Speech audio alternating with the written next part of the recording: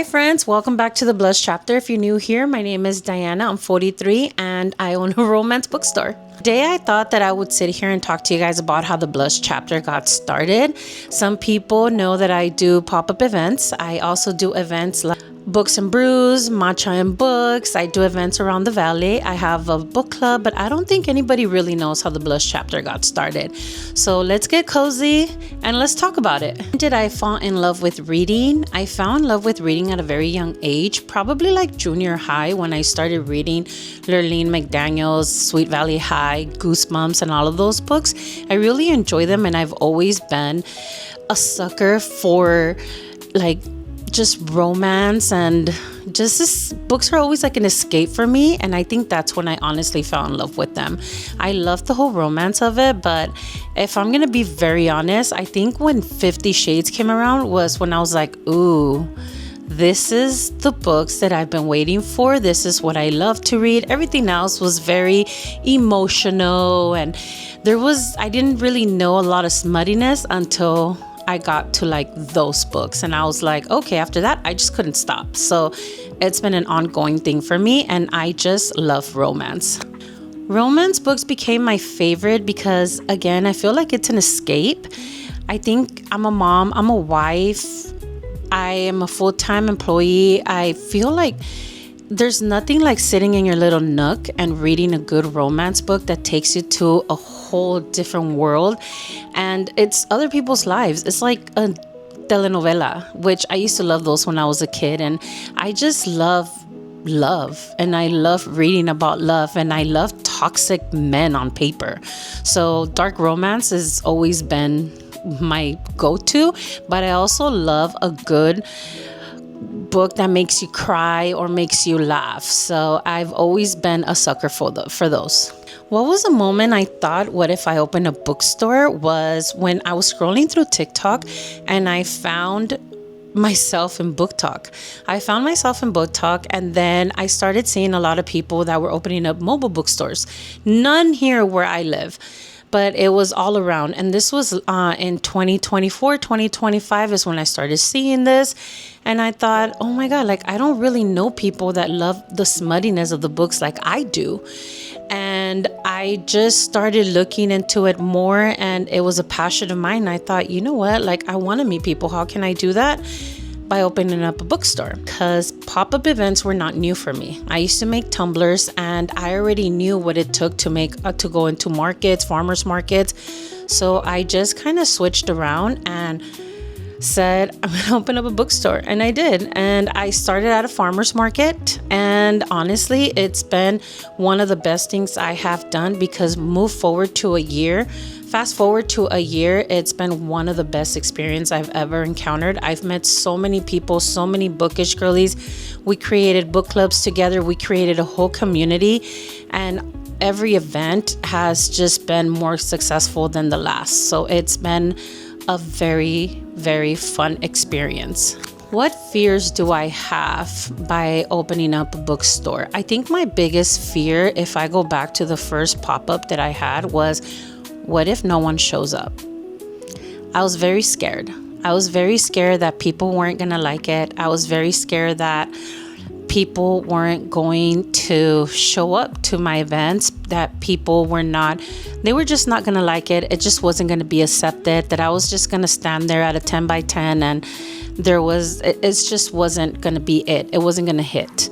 And I think also when I did my first book club meet, I was very scared that people were not going to show up. Honestly, we're a year into our book club, and those girls have been one of the best people that I have ever met, and I am so proud of the book club that we have created. So I think the biggest fear is people not showing up, and I still have that when I do events, that I feel, what if someone doesn't show up? So for me, I think fear and overcoming that fear and still going for it and doing it, I pat myself in the back for that. My first pop-up event, as I mentioned, my first pop-up event was it was scary. It was scary. I knew that romance was the niche I wanted to go into because it's what I'm passionate about. It's what I love. So if you come into my 10 by 10 pop-up space or any event of mine, I can talk to you about it. It's easy for me. And that's why I wanted to just stick to romance. I don't do any other type of books. I just do romance. But event, it was very successful. It was honestly very fun. The blind dates with the book, which are now booked for a date at the Blush chapter, have always been a big hit, a big success. And I'm just very glad that I get to bring that to the Valley. What have I learned during this whole process and this last year of owning a bookstore? I think I have learned to just go for it. Don't be scared. Just do it. Honestly, I have learned patience. I have learned a lot of patience. I have learned a lot of social media. I'm on YouTube now. I have honestly met so many wonderful people. I have met so many small businesses that I've collaborated with. This whole experience has taught me just so much. I don't even know how to put it into words of what I have learned, because from website to social media to learning also what drives my customers. Okay, what do they want most? Like, I was not a fantasy girl, but hey, I have a lot of fantasy romance readers. So, and then I started reading fantasy and I'm like, what is happening? So I have learned to be more open-minded. I have honestly learned patience. I have just learned to just go for it. That's what I have. The biggest thing I have learned is just to go for it, build relationships, because one small business cannot succeed without other small businesses. I have learned that. I have always known that. So building relationships is very, very, very important. What is my dream for the future? My dream for the future for the Blush chapter is to have a storefront. We're looking into that, my husband and I, for 2027. And honestly, it's one of the things that I can see it. It's in my vision. It's there. I dream of it. The reason why I would do a storefront and not a mobile bookstore, which people have asked me, is my first thought when I wanted to do this was to pursue a mobile bookstore. But I don't haul. My husband doesn't haul. We don't know how to do that. And then as I've been doing this more throughout the year, I want to bring in authors. I want to have a place to where everyone can come, where I can create things, because it's really hard sometimes you get so many no's regarding, can I pop up at your coffee shop? Or do you want to a lot of people say yes, yes, yes, yes. Not everybody comes through, or your schedules just don't align. So it's really hard to get places. Having a mobile bookstore, I do pop-ups by myself sometimes because my husband stays with our 7-year-old. So it's hard. So having to do that with the mobile bookstore, I really had to think about it. So for me, a storefront is what would work best.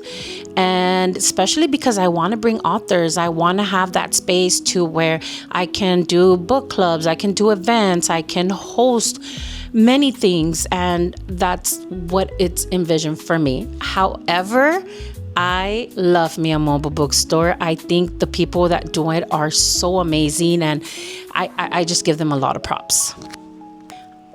So those are the little questions that people have asked me before, and I wanted to put them on here for YouTube for today's episode.